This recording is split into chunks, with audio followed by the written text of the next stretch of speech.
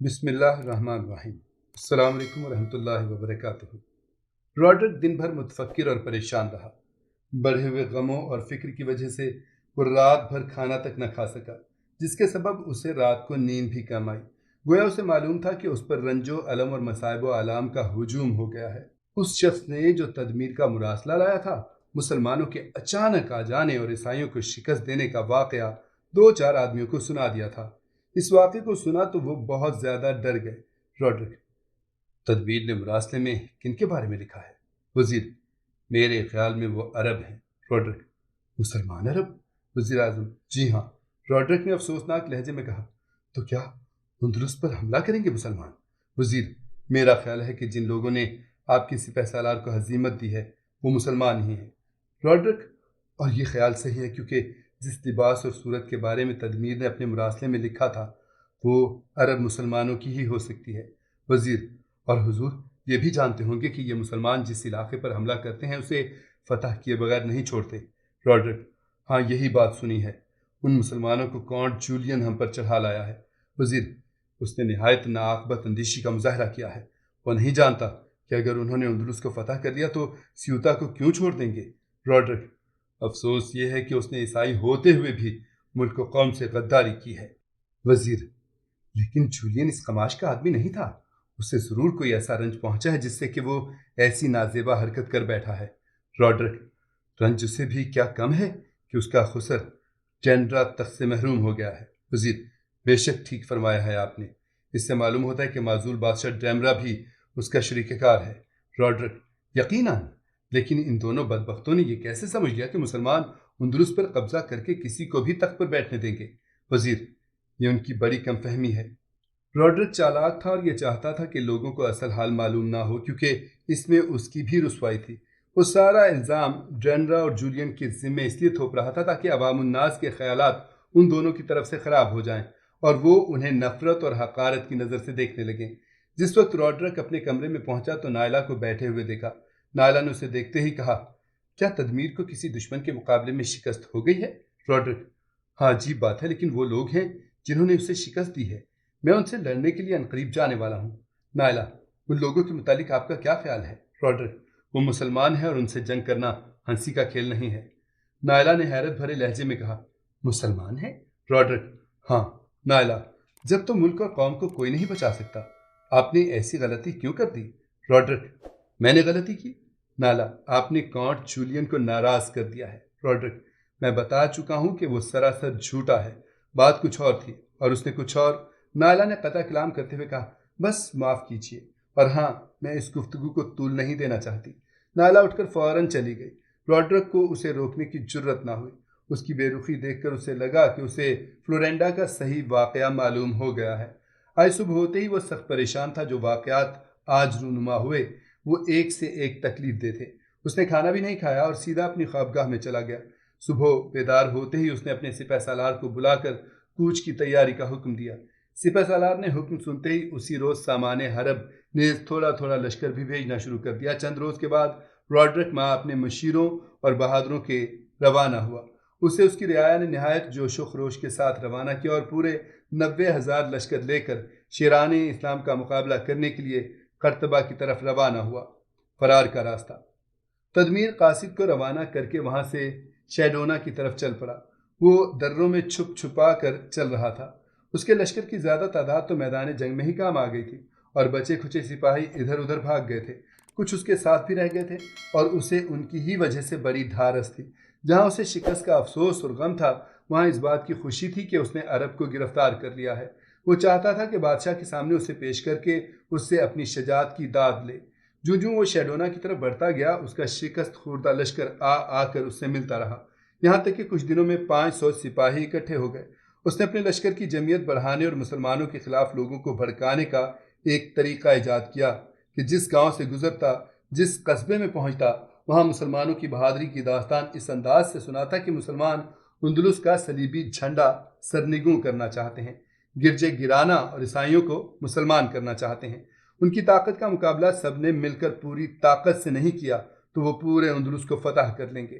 عیسائی مردوں کو مار ڈالیں گے اور عورتوں کو اپنی لونڈیاں اور بیویاں بنا لیں گے۔ اس کی تقریر کا لوگوں پر یہ اثر ہوتا کہ وہ ڈر کر گاؤں خالی کر کے تدمیر کے آگے بڑھتے ہی قرطبہ روانہ ہو جاتے تھے۔ اس طرح سے ملک اندلس کا جنوبی حصہ ویران و برباد ہوتا جا رہا تھا۔ کچھ ایسے لوگ جو تنہا تھے تدمیر کے ساتھ شامل ہو جاتے تھے اور اس طرح اس کے لشکر کی تعداد میں اضافہ ہوتا جاتا تھا، اور اب اس کے سپاہیوں کی تعداد کم و بیش 1000 ہو گئی تھی، کیونکہ ان لوگوں نے دیہات اور قصبات میں رسد، کوچیں اور دوسری اشیاء بھی برآمد کر لی تھیں۔ اس لیے اب وہ آرام سے سفر کر رہے تھے۔ تدبیر نے بلقیس کی بندشیں بھی کھول دی تھیں، کیونکہ یہ روڈرک کے لیے لے جائی جا رہی تھی۔ اب وہ محض نظر بند رہتی تھی، مگر تدمیر اسماعیل سے قدرے خائف تھا۔ اسے خدشہ تھا کہ یا تو وہ بھاگ جائے گا یا ہتھیار چرا کر لڑنے پر آمادہ ہو جائے گا، اور عجب نہیں کہ انہیں مار کر کاٹ کر فرار ہو جائے۔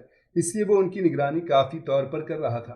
دراصل وہ مسلمانوں کو انسانوں سے بالا تر سمجھنے لگا تھا کہ عام انسانوں سے زیادہ جوش و قوت سے کیوں لڑتے ہیں۔